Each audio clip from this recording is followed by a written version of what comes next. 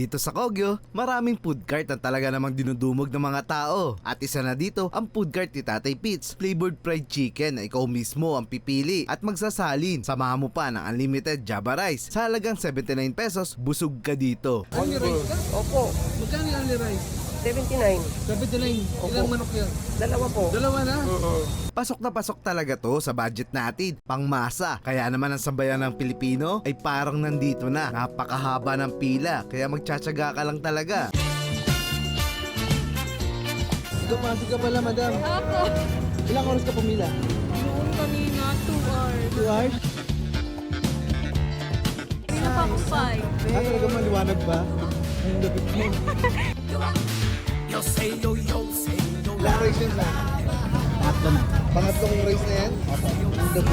なんて元気に今日歌がたら幸せは後ろからついてくるぜ面白いことが大好きで悪いことは許せない君と同じさ辛いことはたちまち忘れるぜやらシャイだハローシャイだ Flavor na yun.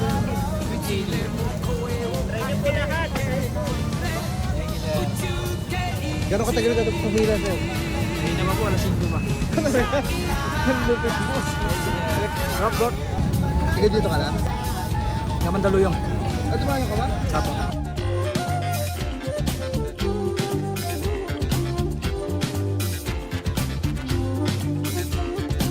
Sobrang tinatangkilik ito ng mga tao dahil ikaw mismo ang magbubuhos ng flavor na gusto mo sa kanin mo. Merong 7 sauce na pagpipilian. Sweet chili, buttered garlic, cheese, sweet mayo, mayo garlic, buffalo, buffalo spicy, carabao and goat. Ang dami! Binabalak pa nga ni Tatay Pits na dagdagan ito para mas maraming pagpilian gaya ng fresh kamyas. Ngayon palang nangangasim na ako. At yung fried chicken na flavored manok. Sa sobrang malasa nun, hanggang sa pagtulog mo, kumakalahig ka pa rin sa lupa. Sa sobrang sarap. Halo-halo flavor yan eh. Oo, sarap to. Lagos, lagos. Food trip muna, sir. Food trip muna. Gano'ng katagal kayo pumila? Ay, kalating oras na. 小さく振り向かずに走るのさ未来へやらしゃい So, mas maganda kasi sariyahin po itong mainit eh. Oo nga. Kasi pag malamig, ang chicken, kahit masarap yan, iba talaga ang dating po. Mainit. シャイだ面白いことが大好きで Ito pa po. Jackpot.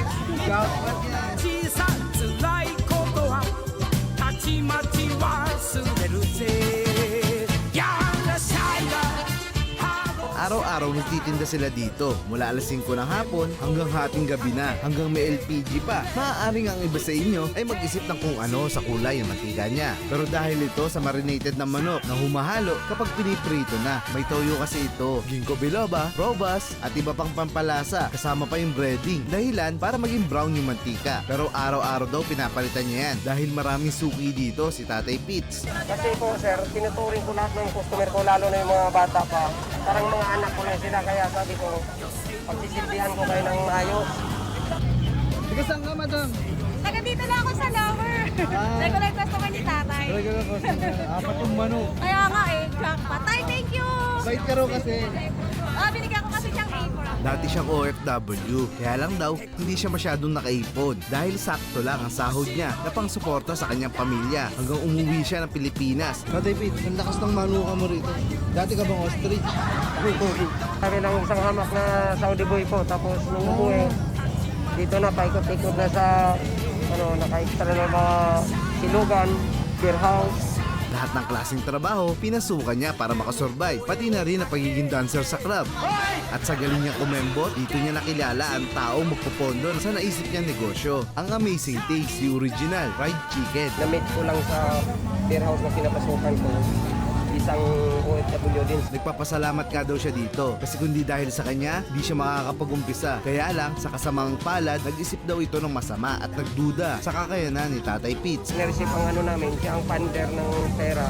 Ako ang utak sa mga gagawin naming negosyo. Sabi ko, bigyan mo ako ng isang buwan pataas. Kapakita ko sa iyo kung anong magagawa ko. Wala pang isang buwan, parang napasukan siya ng ano, yung kulang ba sa tiwala. Dahilan para maghiwalay sila at ibalik yung puhunan na binigay niya. Pero hindi nasiraan ng loob si Tatay Pitts. Pinagpatuloy niya yung negosyo kasama ang buong pamilya. At ang mensahe niya sa dating business partner niya, Kung malaman ko nung ano ko, yung business partner ko nung una, manghihinayang siya kasi ang haba ng ano sa ano namin pangarap Siya, salamat nga ako sa kanya nung huling usapan na namin Alam ko ang kabaitan mo kasi hindi naman tayo magkakilala ng matagal Sa beer house lang kami nagkakilala. Oo. Siguro ikaw ang ginawa ng Panginoon na daan para Magsimula ka rin. pero buti naman daw ngayon ay nagkaayos na sila at nagpapasalamat siya sa lahat ng kumakain ng fried chicken niya. kung masasabi ko lang po sa kanila na huwag silang magtawa na mangkilik po. Taga lang po talaga. Tiyaga lang sa pila pero Oo. lahat makakatingin. Sana makaahon ako nitong ano ngayon. Itong negosyo mo. Dahil marami pa akong hinaharap ng mga problema Ang babait ng mga tiga rito. Sa saglit na kumain ako dito, marami ang nagpa-picture sa akin. Kamukha ko raw kasi ang mga hold-upper sa Kogyo.